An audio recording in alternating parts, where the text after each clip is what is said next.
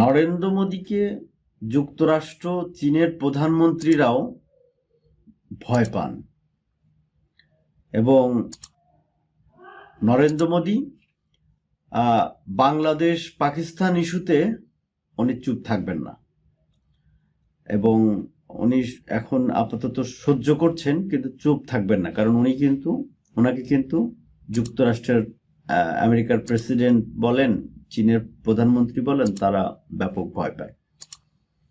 হ্যাঁ, এই কথাটি বলেছেন ভারতের বিজেপির একজন শীর্ষ নেতা। বাংলাদেশের ময়মনসিংহে হিন্দু সম্প্রদায়ের একজনকে পুড়িয়ে মারার যে ঘটনাটি ঘটেছে, সেই দুঃখজনক ঘটনার জন্য জম্মু কাশ্মীরে কিশওয়াতারে একটি হিন্দু সংগঠনের ডাকে এক সমাবেশ হয়।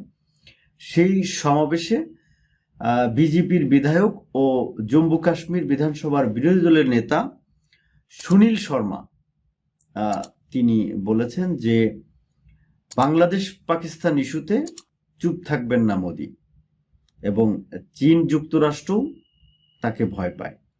তিনি এক্সাক্ট কি বলেছেন আমরা একটু পড়ার চেষ্টা করি।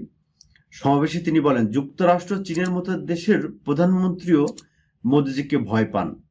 তিনি বিশেষ করে বাংলাদেশের হিন্দুদের জন্য আশার প্রতীক। এবং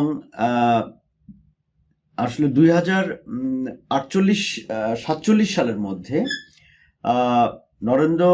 ভারত সামরিক ও অর্থনৈতিক শক্তিতে পরাশক্তি হওয়ার পথে এগোচ্ছে।